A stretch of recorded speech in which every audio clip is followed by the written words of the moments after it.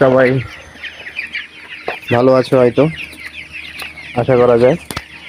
এখন বিকাল, আমি ফার্মে। আর একটা জিনিস দেখাই তোমাদের। এই যে এইখানে যে পাখিগুলো আছে, এই ব্যারিকেড দিয়ে রাখা, এর ওই ধারে যত পাখি আছে সব মোটামুটি ফ্রেশ পাখি।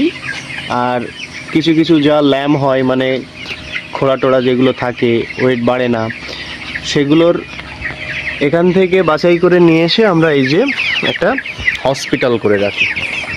এটা হচ্ছে আমাদের ছোট্ট একটা হসপিটাল। এখানে কারা থাকে? এখানে অনেক পেশেন্ট থাকে। সেই পেশেন্ট নমুনা দেখাই একটু পেশেন্টদের। এটা যেমন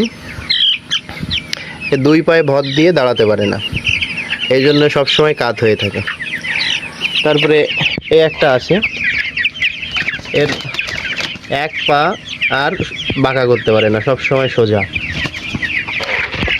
এটা লেটেস্ট পেশেন্ট দেখাই যে এর ভেতরে ঢুকে আছে।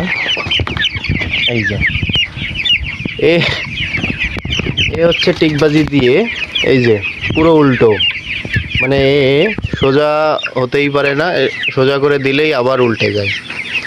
একদম ঠ্যাং ফাঁক করে দিয়ে চিত হয়ে শুয়ে থাকবে। সেই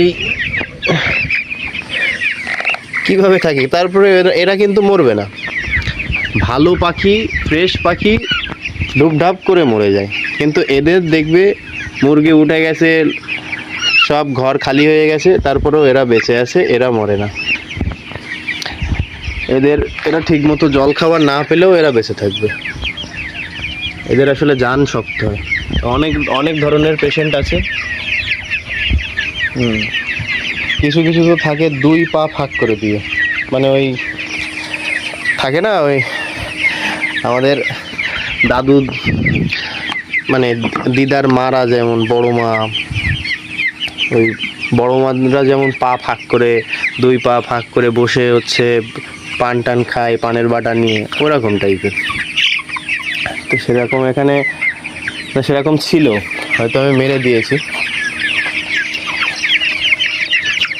একটা, যাই হোক, এদের খাওয়া শেষ হয়ে গেছে, জল খাবার দিতে হবে। এইগুলো যেমন বাড়িই নি, ছোটই থেকে গেছে। এটা হচ্ছে হসপিটাল, মিনি হসপিটাল। এরকম সব ঘরের সামনে একটা করে হসপিটাল করতে হয় আমাদের। এদের কি আলাদা করে রাখলে এরাও একটু ভালো